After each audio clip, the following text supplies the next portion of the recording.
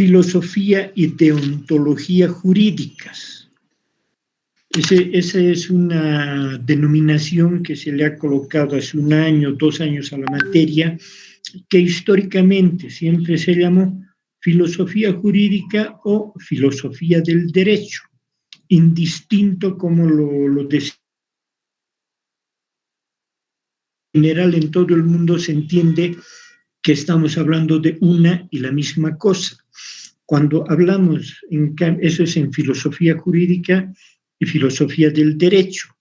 Ahora, cuando estamos hablando de filosofía y deontología jurídicas, estamos hablando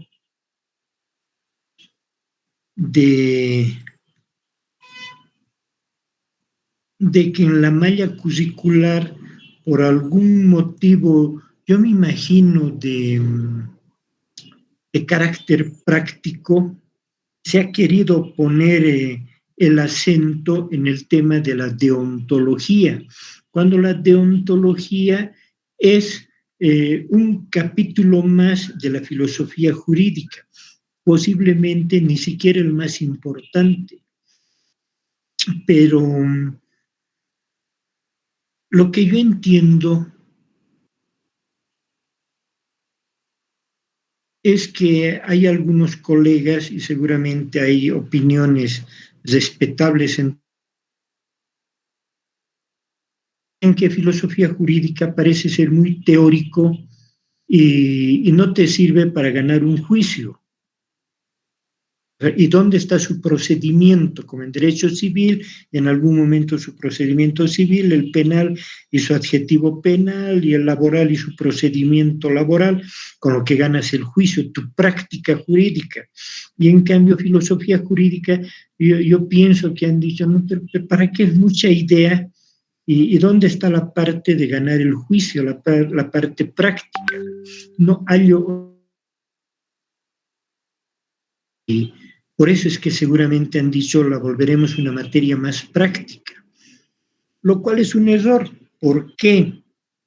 Porque sin teoría no hay práctica. Es decir, sin una teoría exitosa no puede haber una práctica exitosa. Entonces, lo que nosotros hacemos, no sé, pero sí conozco el contenido de lo que enseñan en otros paralelos, por ejemplo, el doctor Eric San Miguel Rodríguez o el doctor Julio Velázquez Mallea, que por el mismo tipo de materia y la formación que tenemos, con todas las diferencias abismales de nuestra manera de enseñar y nuestros contenidos, pero en el fondo lo que estamos haciendo es enseñar lo mismo. ¿En qué sentido?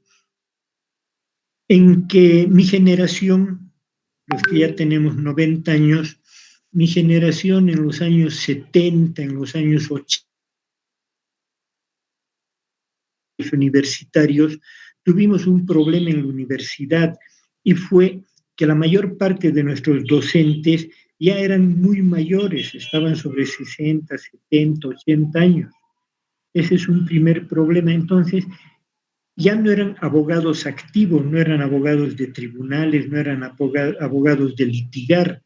Si alguna vez lo hicieron con los procedimientos del Código Santa Cruz o de aquellos tiempos. Ya la codificación Banzer de los años 70 los pasó por encima. Entonces, eso de un lado. De otro lado, realmente eran muy teóricos. Entonces, en agrario, en laboral, en constitucional, jamás se vio un procedimiento. ¿Por qué?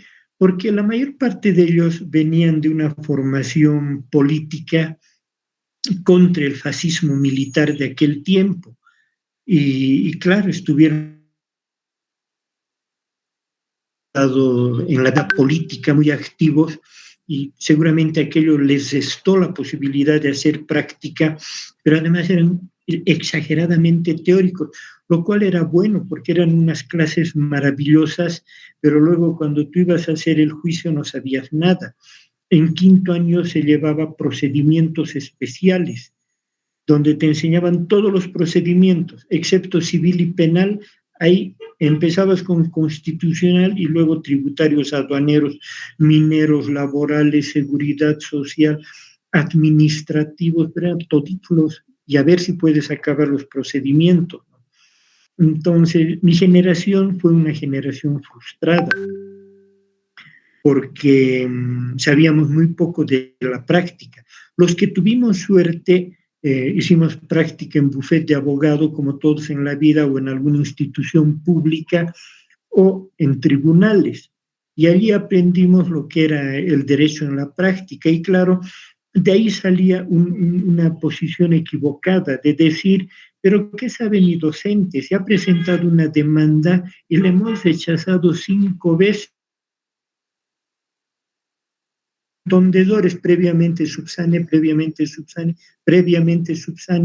entonces, siendo supernumerario o un funcionario subalterno, tú decías, yo sé más que mi docente. Y posiblemente en el procedimiento particular en tu juzgado sí lo sabías porque estabas diario, estabas en la práctica cotidiana. Y el docente ya estaba fuera pues de toda realidad, por algún motivo extraño estaba llevando adelante un juicio y estaba fuera de. Y claro, lo que nosotros nos propusimos, y es el caso de los docentes que les he mencionado, Julio Velázquez, Eric San Miguel, y en general hablaremos de Arturo Vargas, Constantino Escobar, Cecilia Rocabado, Iván Miranda, es decir, que todos los que somos generacionales, la idea fue, nosotros no vamos a hacer así, si algún día enseñamos, vamos a enseñar. Es fácil, institucional, en laboral o en cualquier materia, enseñar así. Lo difícil es cómo le haces en filosofía jurídica. Lo que por lo menos yo considero es en filosofía jurídica sí se puede, porque en cada clase que estamos avanzando estoy dando una herramienta teórica, que no es para el examen, es una herramienta para que tú mañana cuando estés de abogado la apliques contra tu contraparte, contra el colega que va a estar al frente. O sea, solo son herramientas teóricas, es conceptual. Cuando tú escuches al colega que está haciendo alguna defensa en la materia que sea, en penal, en civil, en constitucional, en un amparo, fácilmente tú vas a ubicar y te vas a dar cuenta qué tipo de teoría se está manejando. Lo más seguro es que tu contraparte, que no pasó clases con lo más seguro es que tu contraparte ni sabe qué teoría está usando. Se ha bajado 4 cosas de sentencias constitucionales, ha leído 2 o 3 libros, los capítulos que le corresponden, ha mezclado todo eso y ha sacado un discurso para ir a la audiencia. Pero todo eso que él ha podido hacer y estudiar siempre se va a moldear en el cerebro que él tiene. No hay manera que cambie su cerebro, ni tú ni yo lo podemos hacer.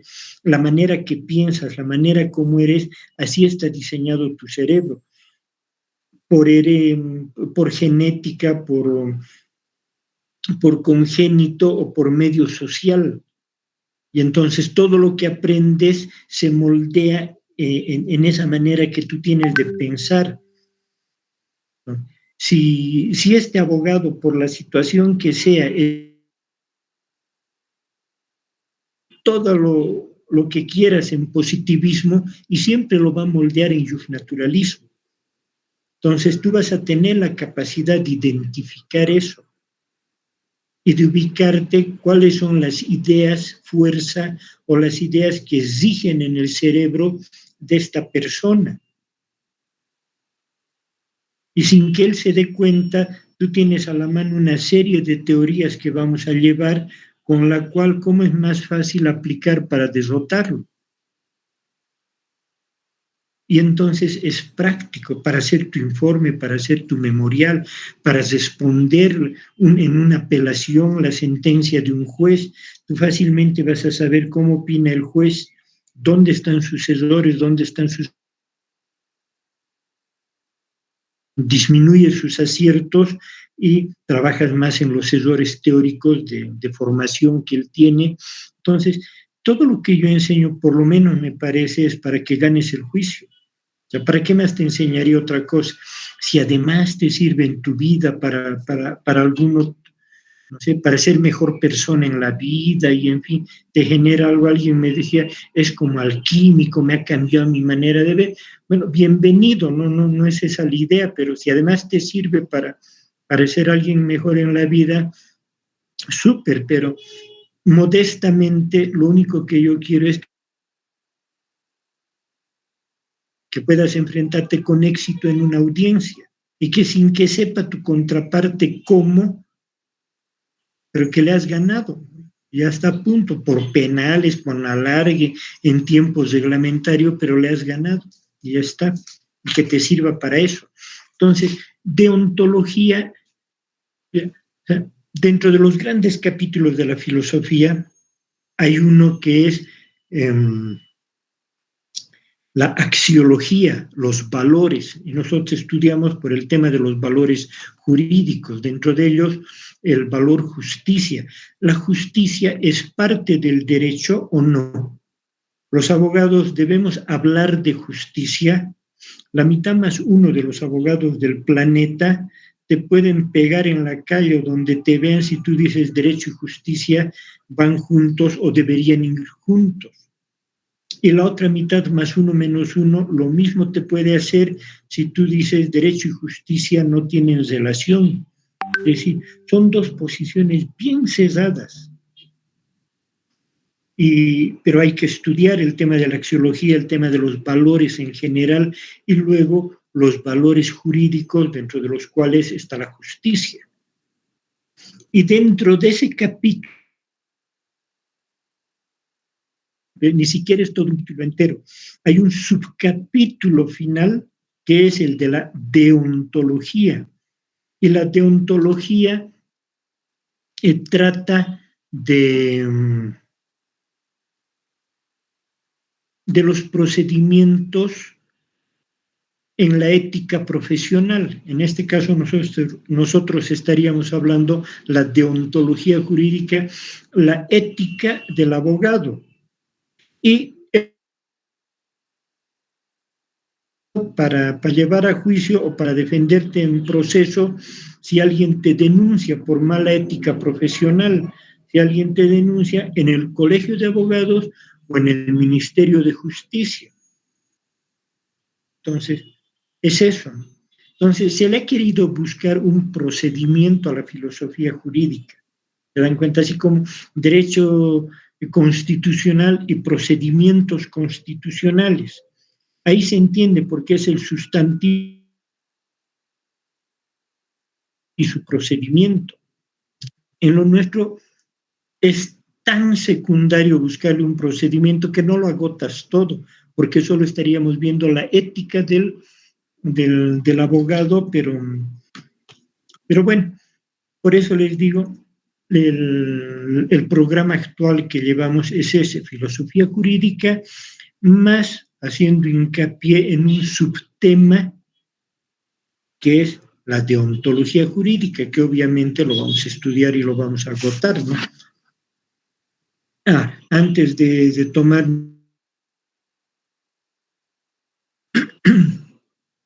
¿qué es la filosofía jurídica? Es decir, ¿qué enseñamos en la filosofía jurídica?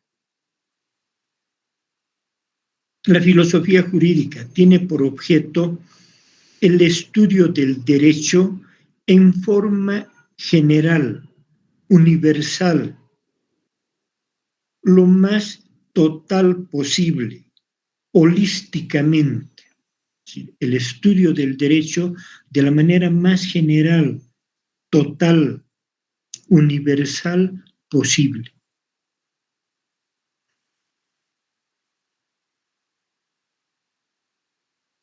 entonces derecho civil, penal, tributario, constitucional, minero, laboral, administrativo, municipal. Sí y no. No, porque esas son materias especiales que tienen su propio contenido, su procedimiento, y además en todas las universidades del mundo se estudian, igual que en la nuestra. Entonces, ¿para qué volveríamos a hacerlo? No tiene sentido. Pero sí nos basamos en problemas y en temas de estas materias. Generalizamos y utilizamos para ver el tema del derecho. Entonces, en ese sentido, sí se puede decir que ingresamos en los dominios de las materias particulares del derecho, pero no es nuestro problema en general. Como hemos dicho, estudiamos todo el derecho, no podemos perder de vista y siempre estamos mirando y ello. Pero nosotros estudiamos al derecho en forma general y esa es la idea.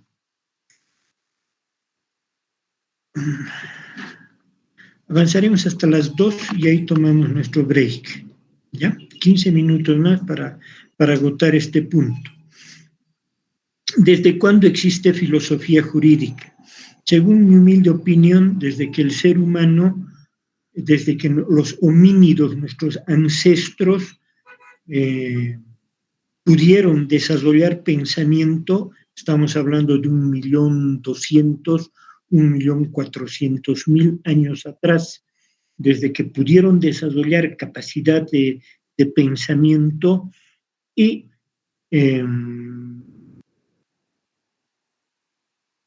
de que hicieron hordas y estas hordas empezaron a reglamentar su vida social más allá de los instintos. Porque las polillas, los gatos, todo el mundo regula su vida, pero es por instinto. Nosotros no, los seres humanos no.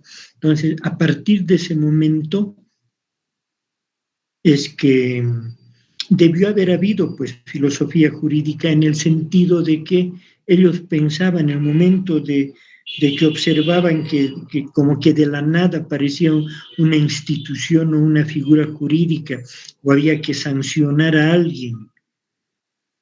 Entonces ellos analizaban y pensaban el porqué de la transgresión a la norma y el porqué de la sanción. Y entonces ya estaban pensando. Pero claro, todo eso vamos a encontrar ya en las grandes culturas de la antigüedad, entre el 10.000, el 5.000, el 3.000, el 1.000 antes de las grandes culturas de Sumeria, Acadia, Caldea, Mesopotamia, Cartago, Fenicia, los griegos antiguos, los micénicos, los griegos del 800 antes de Roma y todas esas culturas, la India, China y los aztecas y los mayas y los quechuas, los tiahuanacos, los vizcachanis, etcétera, etcétera, y a partir de, diremos, del neolítico superior y de la edad de los metales desarrollaron más. Y ya entre el 500 antes de para hacia nuestro tiempo actual, obviamente hay obras muy profundas como las de los griegos que vamos a estudiar con mucho detalle, Aristóteles, Platón, y otros autores, otros pensadores, lo mismo en la Edad Media, un San Agustín, un Santo Tomás, o durante el Renacimiento del 1500 adelante, hecho, y de filosofía que ha habido, que hablan del tema. Entonces, siempre han habido obras y pensadores que han estado analizando nuestro tema, pero académicamente y en universidad como una materia propia con su nombre de filosofía jurídica o filosofía del derecho, corresponde a 1896, la carrera de Derecho de la Universidad de Berlín, donde Rudolf Stammler inicia este tipo de cátedra, de manera general. No es más de 126 años de vida de esta materia, pero en todas las carreras de derecho del mundo se estudia. Eso de todas es mucho, ¿no? En el 99.9% de carreras de derecho del mundo se estudia filosofía jurídica en la actualidad. Y entonces eso ya es explícito, ¿no? Antes se enseñaba como filosofía natural, como derecho natural, como justnaturalismo, como filosofía política, como filosofía social, se aplicaban esos nombres, pero ya con la idea que tenemos nosotros, lo estudiamos desde 1896 a la fecha. En Bolivia, ¿cómo? Alrededor de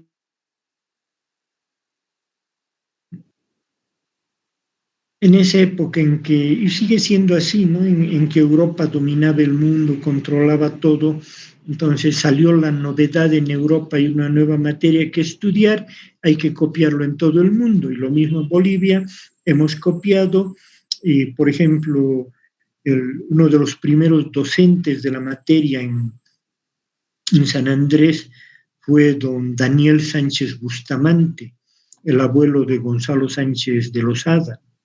Daniel Sánchez Bustamante es uno de los cerebros más privilegiados del Partido Liberal de inicios del siglo XX, fue ministro de Educación, ministro de Cultura, canciller, en Derecho Internacional tiene cualquier cantidad de obras y tratados que firmó a nombre del país, y dentro de eso un hombre muy, muy amplio.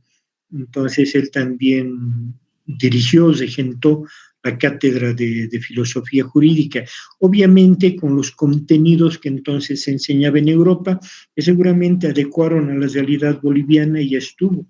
Después de eso tienes a Carlos Guerque Mendieta en la Universidad San Francisco Javier de Chuquisaca, a Rosquellas, Manuel Rosquellas, y hay una serie de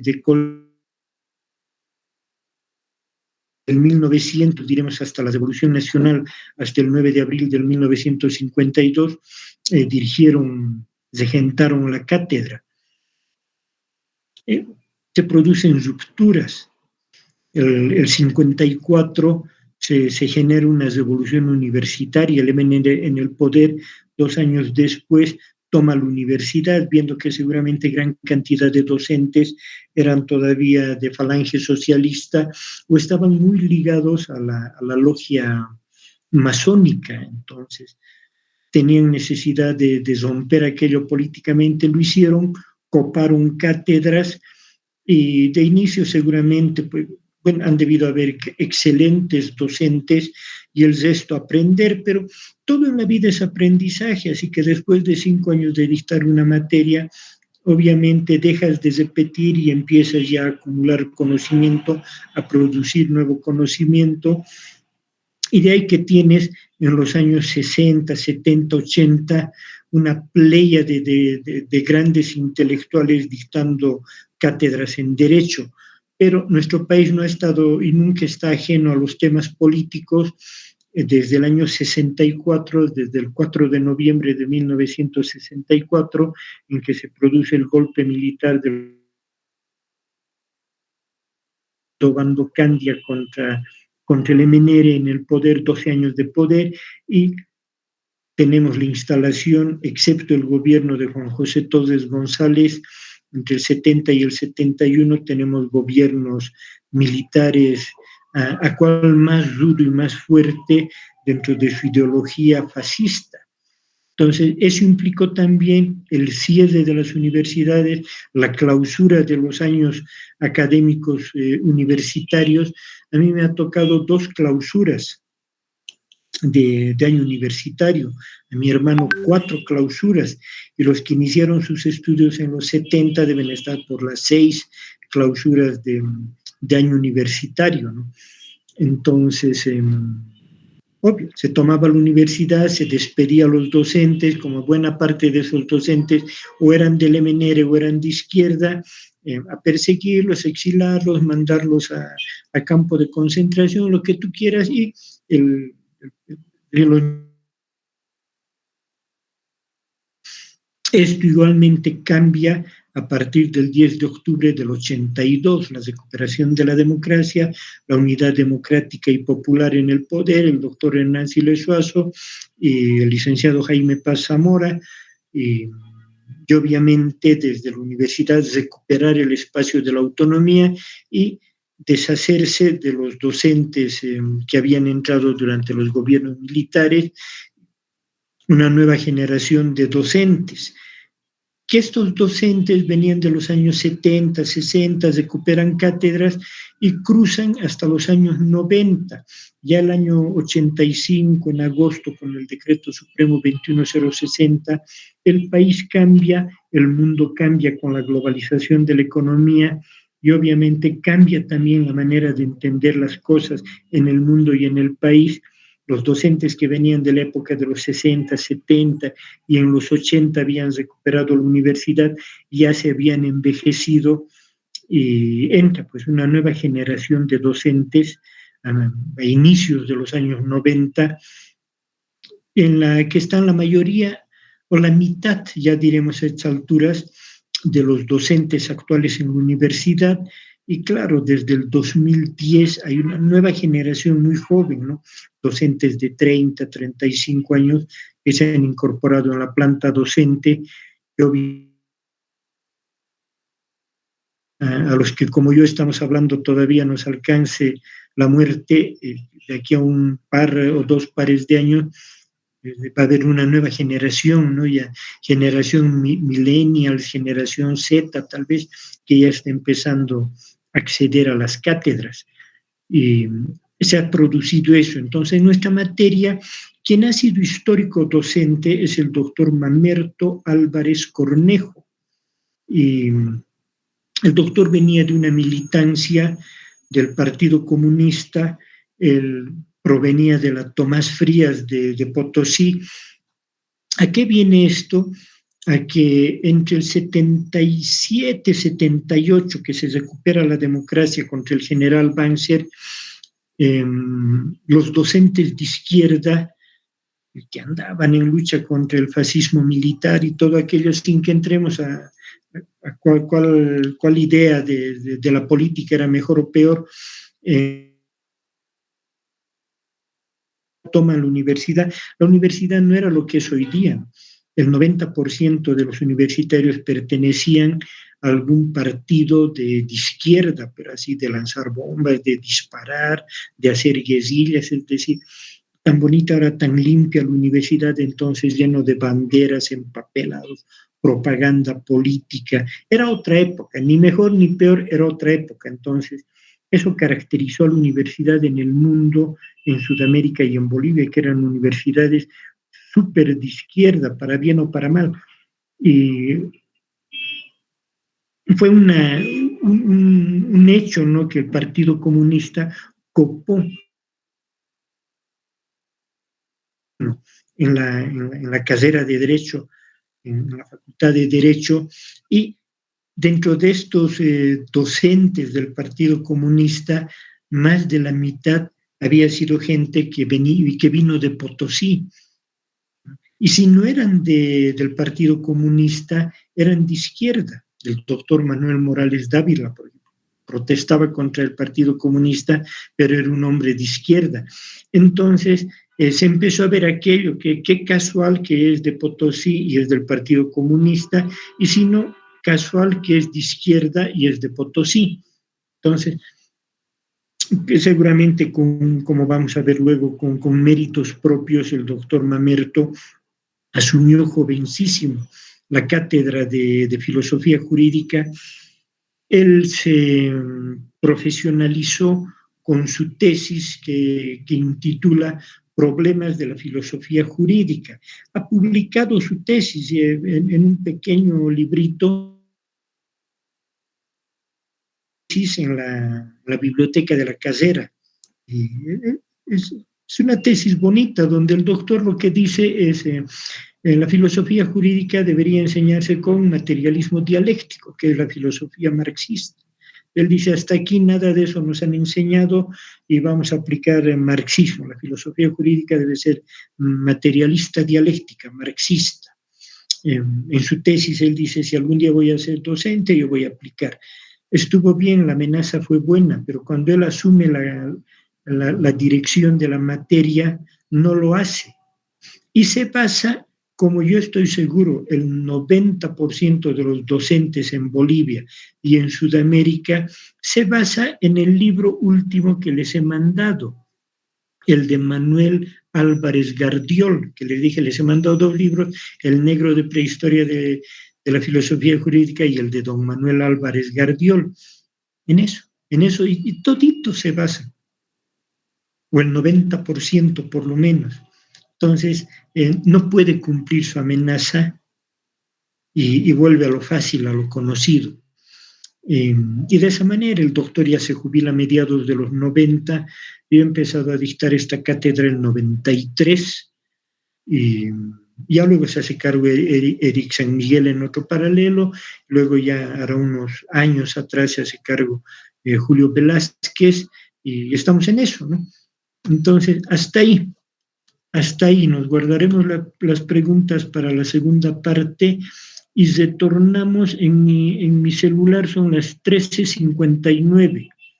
Entonces retornamos a las 13:20.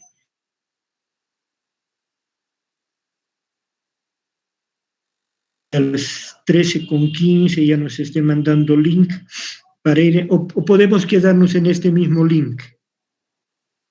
¿Estás ahí, Inés? Nos quedaremos, doctor. Ahí Sí, nomás, ¿no? Doctor. Sí, doctor. ¿Ah? Está bien, doctor, el mismo link está bien. Ya, entonces ahí nomás nos quedamos. Ya, en 20 minutos nos vemos. Gracias, doctor.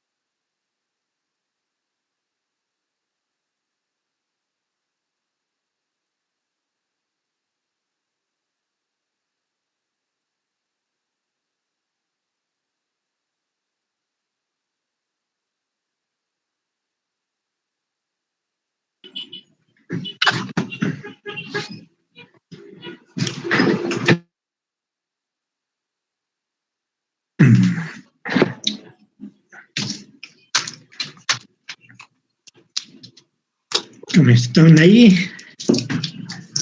¿Están o no están? Sí, doctor. Sí, doctor. Sí, doctor. Sí, doctor.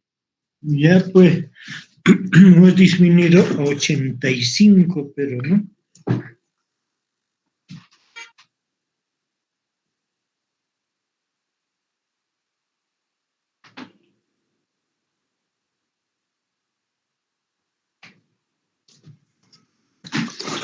Claro, el horario no ayuda tampoco. En ningún horario, ¿no? En ninguna hora.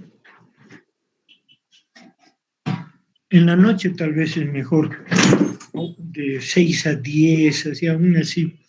De 7 a 10, 3 horas debería ser. En fin, acabaremos.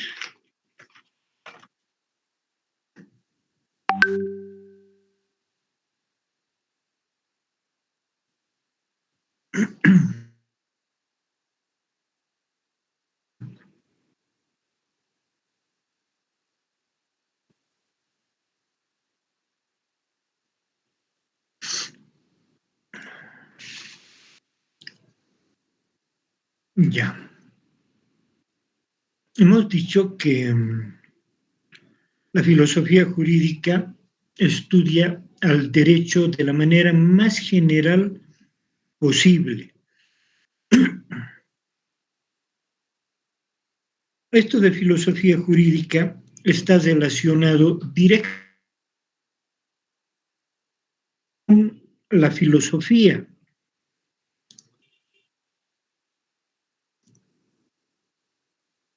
Y de ella habrá que señalar que filosofía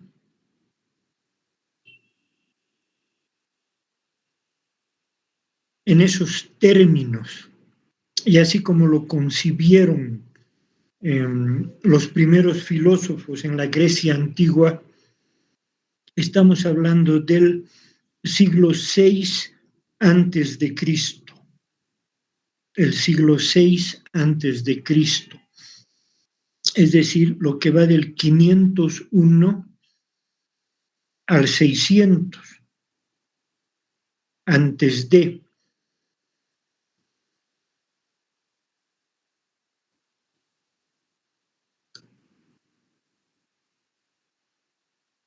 Y claro, aquí el problema es que la filosofía jurídica es una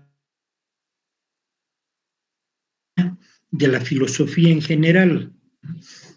La filosofía es el género y la filosofía jurídica la especie, la parte.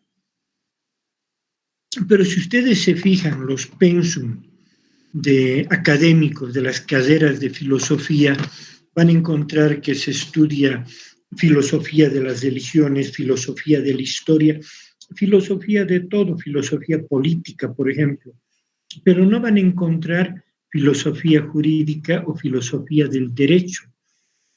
Esta materia prácticamente solo se estudia de derecho.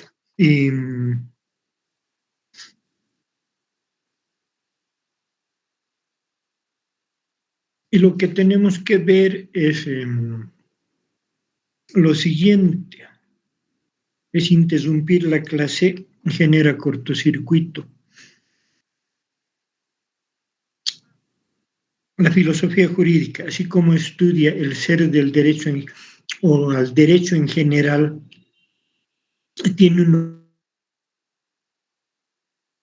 derecho en general, pero ese objeto puede ser delimitado y su delimitación es similar a la que realiza la filosofía. La filosofía antigua, la filosofía en tiempos de Grecia, se planteaba como objeto principal de estudio el ser. Que estudiaba la filosofía antigua, el ser. El ser. Pero, y solo eso, ¿sí? Solo el ser. Y ya vamos a ir viendo a lo largo de las clases qué tan difícil, si es que no imposible, es qué es el ser. pero ese es su objeto. Así como de la psicología será la conciencia, los estados de conciencia y todo lo asociado a aquello, o en el derecho, las normas jurídicas tal vez, y todo lo relacionado, en la filosofía es el ser. De ahí que la filosofía jurídica, cuando dice y delimitado el objeto de estudio, el derecho en general, ya. Entonces la filosofía jurídica quiere saber cuál es el ser del derecho. Porque de mucho no nos va a servir estudiar todo el derecho de manera general, de manera universal. Todo lo que tenga relación con el derecho, todo eso queríamos estudiar. Sí, pero va a ser una cosa anárquica, va a ser así gigantesca la obra, y al final, ¿qué vamos a sacar de? Entonces, el ser del derecho. Todavía no vamos a penetrar en querer saber qué es el ser y más en detalle qué es el ser del derecho. Pero ya estamos planteando estos elementos. Nosotros consideramos que para estudiar al derecho en general, de la manera como entendemos la filosofía, no solo podemos quedarnos o debemos quedarnos con la filosofía y con el derecho, sino que necesitamos otro tipo de disciplinas que nos ayuden a entender, porque estamos partiendo de que esto es filosofía y la filosofía es la madre de las ciencias y de los conocimientos. ¿No? Para querer saber al derecho en general y querer obtener el ser del derecho, que es lo mismo que decir su definición, la definición del derecho, tenemos que valernos de la economía, la sociología, la psicología, la antropología, la lingüística, la etnología y los demás conocimientos que existan, la física, la química, la astronomía, todo lo que nos pueda ayudar a entender qué es el derecho, todo eso tenemos que estudiar y aplicar a nuestro objeto.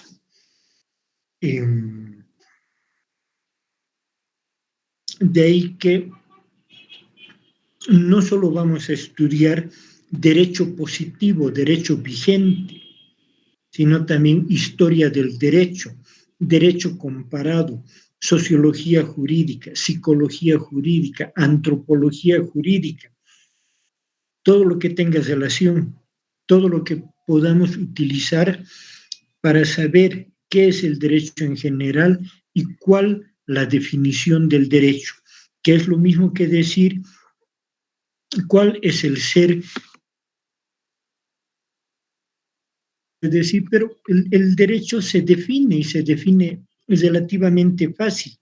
Hay muchas definiciones. Para el marxismo será la voluntad de la clase dominante erigida en ley. Listo, ahí tienes una definición. Y así como esa, hay varias otras. Pero es que tenemos que entrar a explicar esas definiciones. En este momento, yo, por ejemplo, aplicaría la definición de Moscoso Delgado. Todos hemos llevado su libro en Introducción al Derecho, y si no es referencia necesaria, en cualquier clase de introducción al derecho o libro de introducción al derecho, y siempre se hace mención a la definición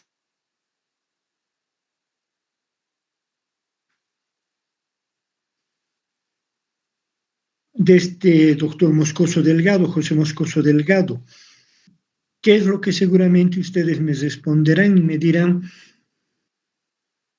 El derecho es una disciplina que viene o proviene o está contenida en las ciencias sociales, que tiene por objeto el estudio de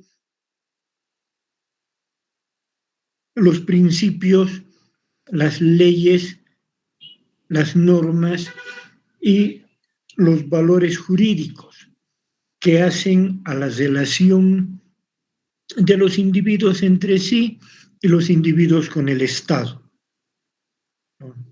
Ahí tienes una definición boliviana que es muy general, muy aceptada en todo lado, que no varía de otras muchas que se estudian en nuestra carrera o en cualquier carrera de derecho del mundo y que nos da una idea de qué es el derecho. Pero en este caso es solo una idea, es muy general. Y si tú revisas todo el libro del doctor Moscoso Delgado, no vas a encontrar una explicación profunda a detalle de esa definición. Pero es que la definición suena bien, es parte de las ciencias sociales, tiene por objeto el estudio de los principios, las normas, las leyes, los valores jurídicos que hacen a las relaciones de los con el Estado. ¿Qué más puede ser? O sea, suena bien, parece que está bien. En este sentido, nosotros hasta decimos, estéticamente es agradable. Pero, ¿y qué significa todo esto? Es un libro de introducción al derecho diseñado para preuniversitario y primer año de derecho, donde ninguno de los que hemos entrado a primer año de derecho nos hemos ido a enterar ahí. Entonces, obviamente, en primer año no vas a esperar que hacer una explicación profunda para que el alumno conozca, ni el alumno va a poder entender, no está capacitado. Pero en cuarto, quinto año cambia la situación, es distinto. Ya tenemos lo mínimo 4 años de carrera, entonces ya no te puedes quedar con esa definición. Es que la aprendiste de memoria, suena bien, no tiene sentido, porque analizaremos. Lo nuestro es el saber el porqué de las cosas. ¿Por qué de las cosas? ¿Estará bien esa definición? Cumple con las reglas de definición, ya lo vamos a ver más adelante. Hay un género superior, el derecho es parte de las ciencias sociales. Lo de ciencias sociales actúa como género superior.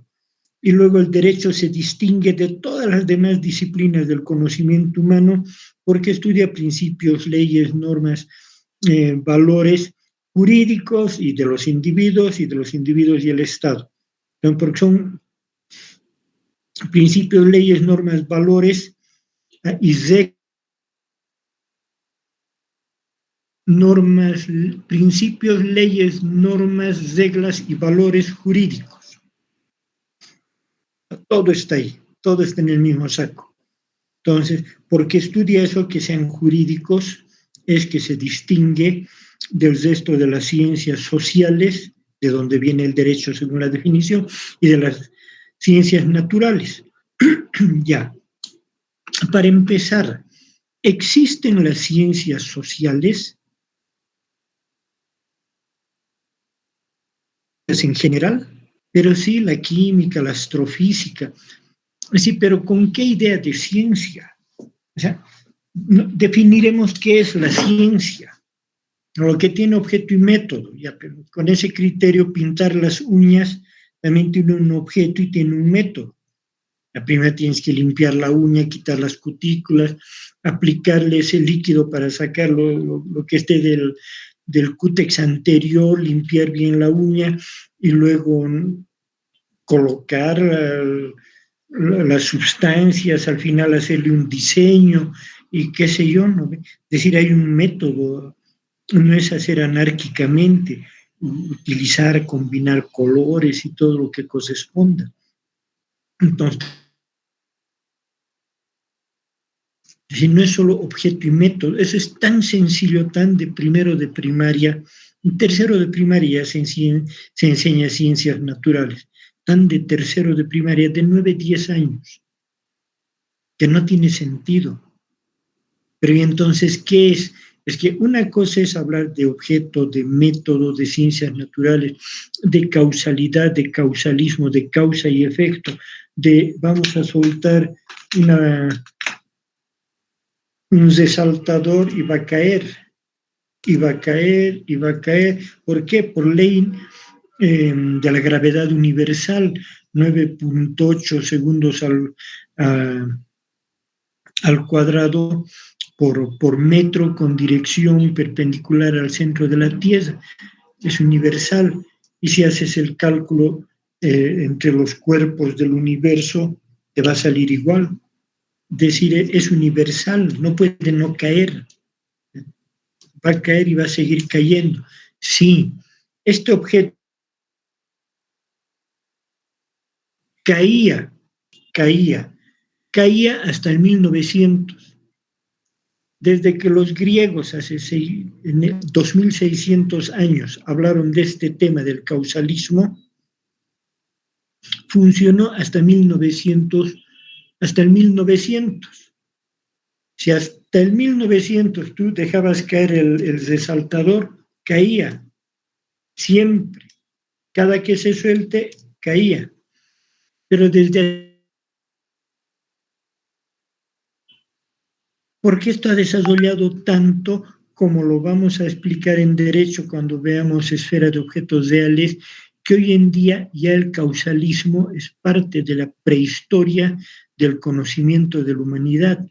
Ahí con la rueda de piedra, el hacha de piedra, con las primeras flechas de hace 1 millón de años, ahí está en el Museo de la Prehistoria de la Humanidad.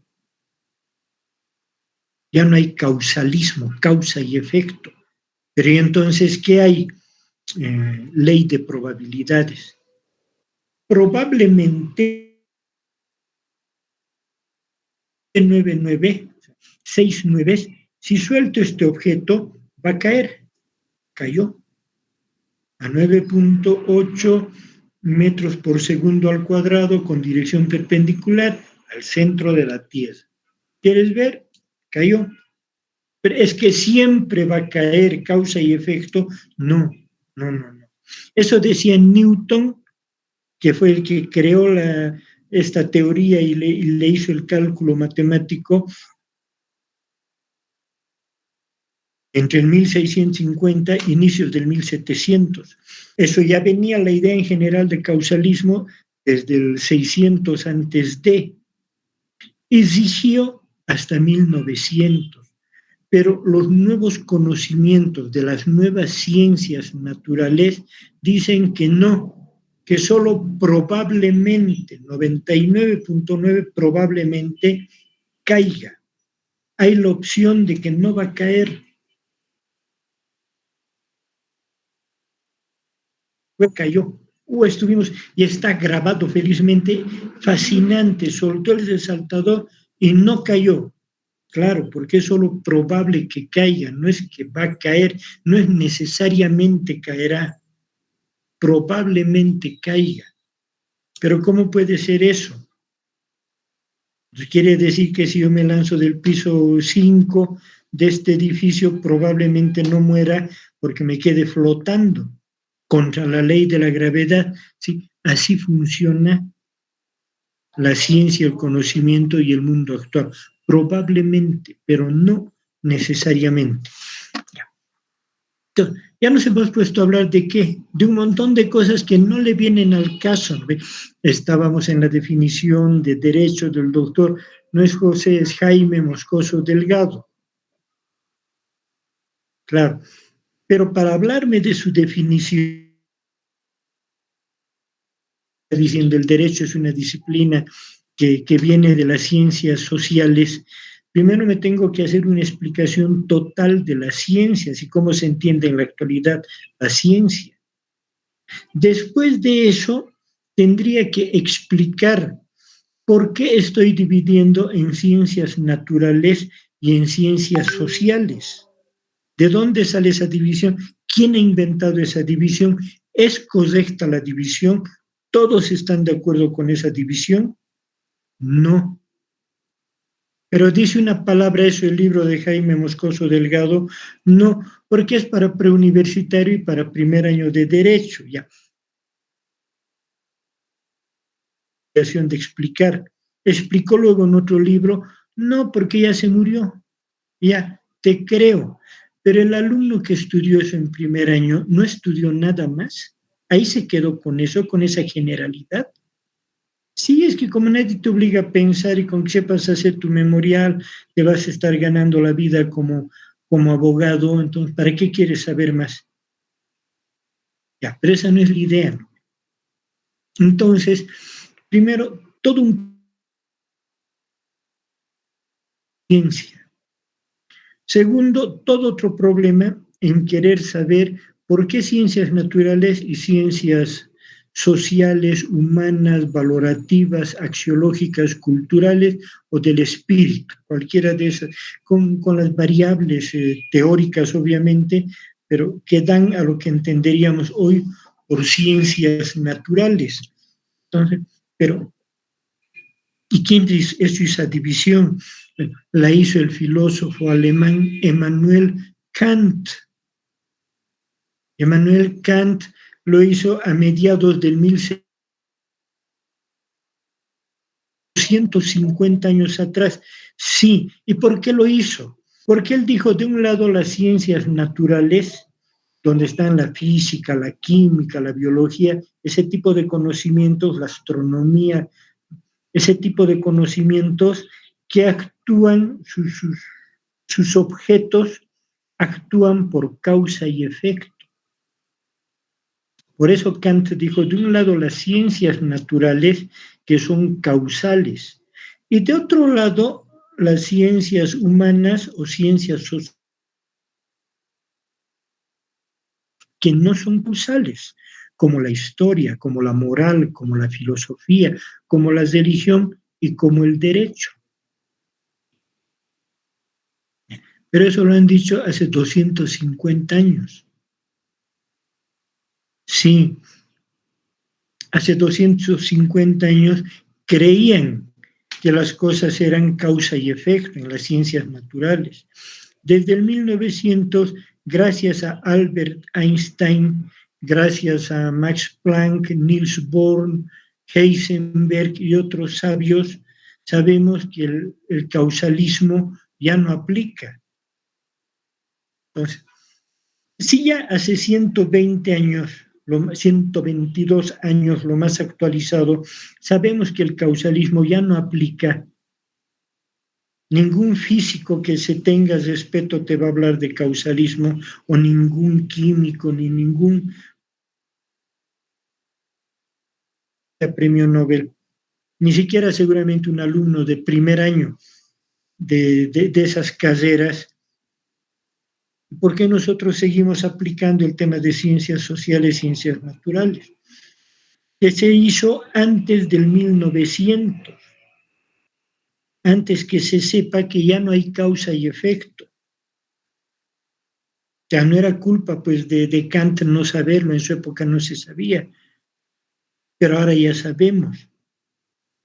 Y cuando se escribió el libro de don Jaime Moscoso Delgado, entonces tiene sentido seguir dividiendo entre ciencias naturales y ciencias sociales, puede que sí, ¿no? Porque por lo menos probablemente es 99.9. Las ciencias sociales ni siquiera llegan a eso. Sí, pero el marxismo te da una metodología distinta, te dice que no hay ni naturales ni sociales, son solo una metodología. Y puedes ver por internet unos 100 libros de métodos de investigación que discuten el tema y por diferentes baterías teóricas filosóficas te hablan del dualismo, naturales sociales o del monismo, un solo método para todas. Y de eso estamos hablando en la universidad, en la carrera, y para, con mucho orgullo, expresar la definición de don Jaime Moscoso Delgado, tienes todo un problema, seguramente esta y la próxima clase podríamos pasarnos hablando de esto, discutiendo de esto. Los epistemólogos y demás, seguramente en 6 meses y no van a terminar de dilucidar el tema. Lo que queda claro es que la base teórica de esa definición de derecho, a no ser que te convenza, pero mientras tanto es como construir sobre arena. Salvo que el autor te explique, ¿no? Y dice, no, yo me reafirmo en que es una ciencia social, me reafirmo en el pensamiento de Kant, y por estas razones, y 3 tomos, 3 libros, puras razones para decir estoy en lo correcto, y me ratifico en lo que he dicho. Pero como no tenemos esa explicación, nos queda la duda. Y lo mínimo es decir, no aguanta. Ni 10 minutos de análisis y no aguanta esa definición. Ahora, peor todavía si salimos del género superior y vamos a la diferencia específica. Peor todavía, porque ahí que tenemos que decir que tiene por objeto el estudio de principios, leyes, normas, reglas, valores jurídicos.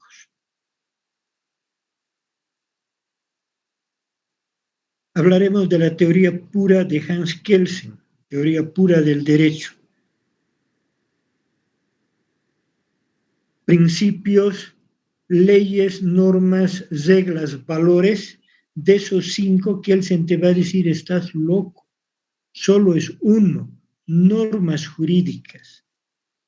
Normas jurídicas. Los otros 4 no tienen nada que ver con el derecho. Los valores tienen que ver con el derecho, sí, la justicia. ¿Y usted está loco para decir que la justicia tiene que ver con el derecho?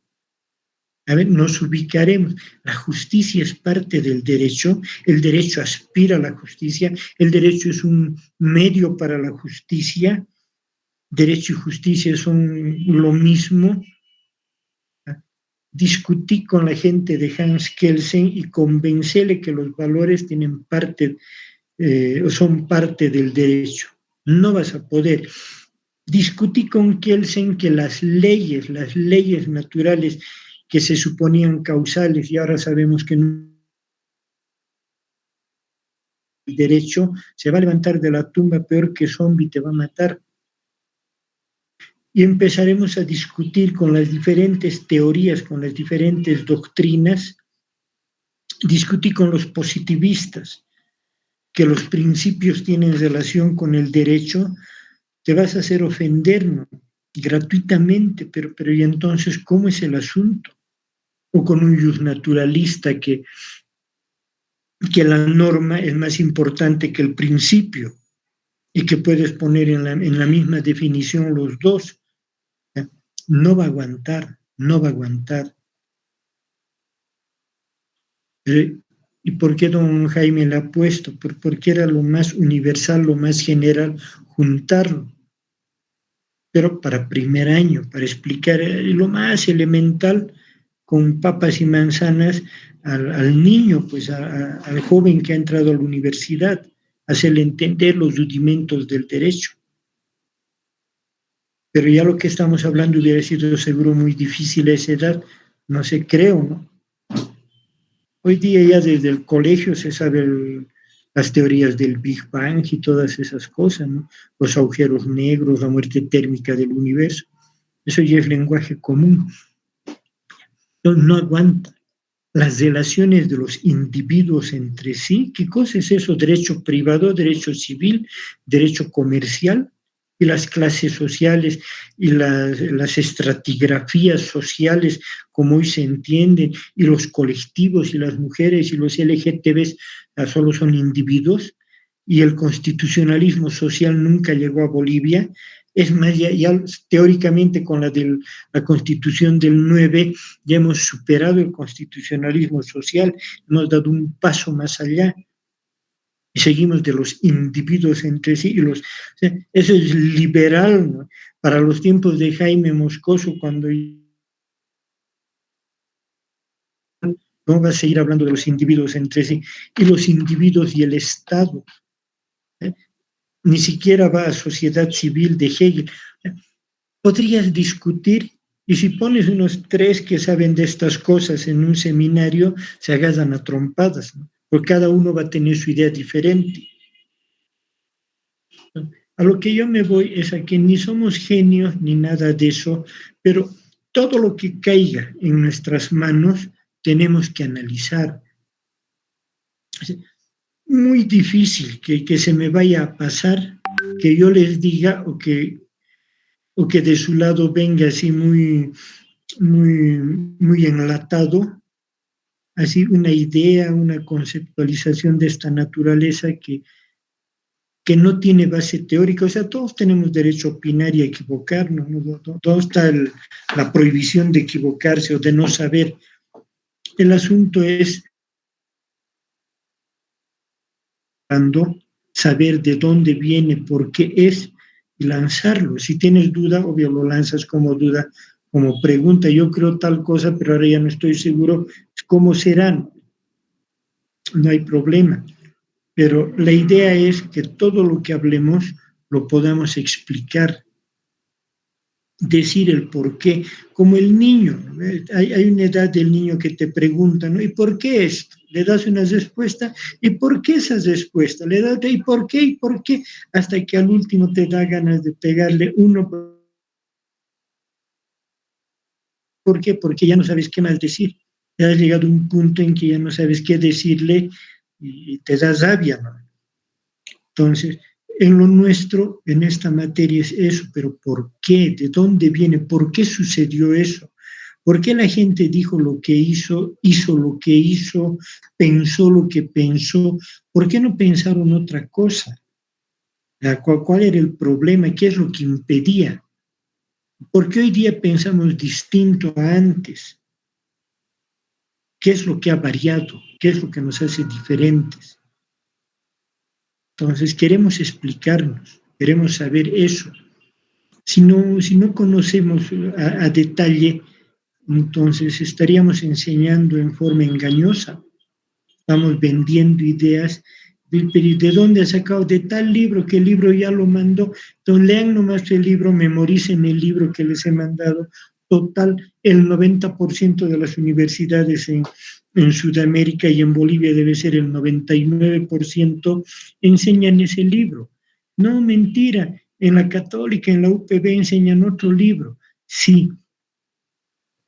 Toma el libro del docente. He visto unos 10 libros ya de filosofía jurídica publicados en Bolivia por colegas, ¿no? Publicar en Bolivia es tan difícil que ya al haberlo hecho realmente merecen aplauso y medalla, ¿no? Congratulación. Pero toma el del colega y compara con el de Manuel Álvarez. Es lo mismo. No, pero aquí le aumenta 10 cosas más. Sí, pero es lo mismo. Le ha aumentado porque algo tenía que aumentar. Es prácticamente copia fiel del original. Es lo mismo. Para eso Álvarez Gardiol nomás. Y ahí no vas a encontrar el porqué. El porqué en algunas cosas y en el resto no. Entonces, nuestra metodología va por ahí, por cuestionarnos todo. No aceptamos nada como verdad revelada. Es que Marx dijo, ahí está, en las 12 tesis sobre Feuerbach. Bien por Marx, ¿no? Seguramente bien para la época en que lo dijo. De ahí nos queda mucha ganancia, mucha lección que todavía se ha de aplicar en la actualidad, pero es hasta ahí nomás, porque lo haya dicho Marx, ¿no? Es que Santo Tomás, no, pues Aristóteles, ¿cómo vas a discutir con Aristóteles? Yo me acuerdo, y el otro día me hizo recuerdo una compañera igual, discutiendo a las lecciones de procedimiento civil del maestro Couture, que si quieres saber procedimiento tienes que estudiar Couture, ¿no? Claro, pero es que Couture está mal, pues, o sea, el 90% del libro es lo más grande que se ha escrito. Para Sudamérica es lo mejor, ya tiene como 50 años su libro, todavía ligado a procedimiento uruguayo, ni siquiera para Bolivia, pero en general es fabuloso, no hay nada mejor bajo el sol que Couture, pero tiene errores y errores que saltan a la vista. Pero ¿cómo vas a discutirle a Couture? ¿Cómo le puedes discutir a cualquiera? O sea, ¿dónde está la profecía? Está escrito en fuego, en piedra. Lo que a mí me interesa es que ustedes ubíquense, accionen, piensen con sus cabezas. Si tú te estás dudando en un libro, en lo que te están diciendo, para que el Internet trae todo, razón, se te está, seguramente no intencionalmente, pero te están dando mala información. Incluso los colegas, claro. Y yo también, Trigoso también, porque es posible que no he actualizado una clase y que me mantengo en prejuicios. Según yo estoy dando una fabulosa clase, pero no, pues usted ya está antiguo o no es así. Nunca fue así, es un prejuicio. La cosa es estar atentos. Y de eso se trata nuestra materia. Queremos saber el porqué de las cosas, pero para eso tenemos que estar bien despiertos. Y por eso a ratos se hace larga la clase. Empezamos con un tema y damos 20 vueltas, ¿no ve? Pero ¿y para qué tanta vuelta? Es que sin eso no vas a entender lo que estoy diciendo, porque lo otro es la enseñanza. Te diré cuál es el ser, qué es el ser. La filosofía tiene por objeto responder la pregunta ¿qué es el ser? ¿Y a qué es el ser? No hay respuesta para eso. El día en que hay una respuesta a la pregunta ¿qué es el ser? Ese día ahí se acaba la filosofía, cerramos los libros y ya se resolvió el misterio. Entonces no hay respuesta. Entonces, en el examen, ¿qué es el ser? No hay respuesta. Mi 100, Ariano Maya les daré su 100. ¿Por qué? Porque eso es de memoria. Cuando salgas a la calle, ¿y usted sabe qué es el ser? No, porque no hay respuesta. Hay mucho ingenio. ¿Y por qué no hay respuesta? Ah, no, esa parte ya no, porque ¿para qué no? Si ya sé que no hay, o presuntamente no hay, porque hay filósofos y doctrinas que dicen que sí hay. Ya, Perchigoso dice que hasta por ahí la cosa es que no hay. Pero ¿por qué? ¿Por qué? Dime el por qué y te vas a tardar tus 10 horas. Ah, no, ¿para qué? Qué flojera estudiar. Y entonces no sirve, tu conocimiento no sirve. La cosa es por qué, el porqué de las cosas. Y es por esa razón, queriendo explicar bien lo más comidito, mascadito, digerido,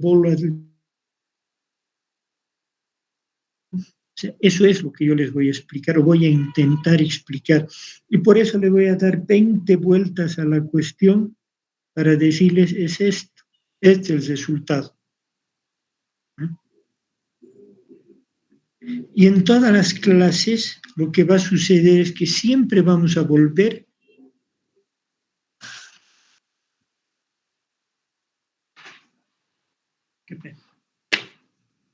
se cortó.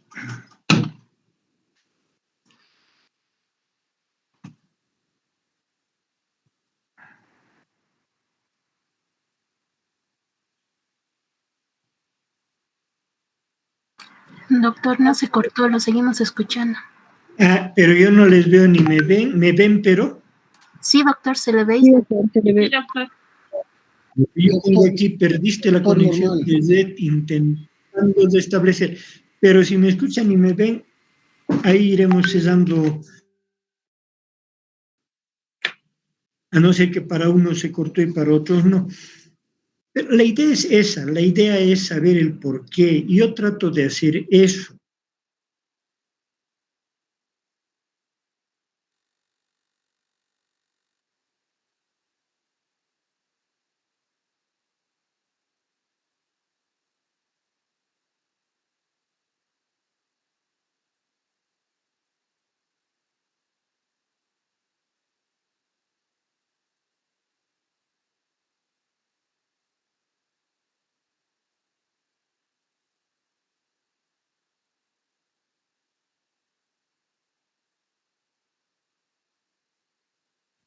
Doctor, se cortó.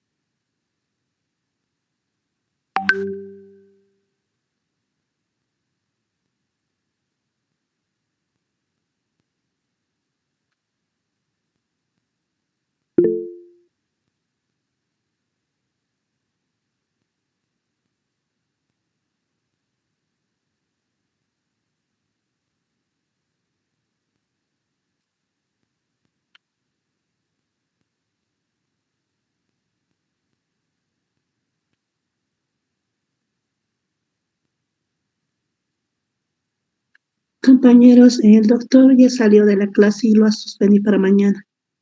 Voy a cerrar la sesión. Chao. Perfecto, gracias.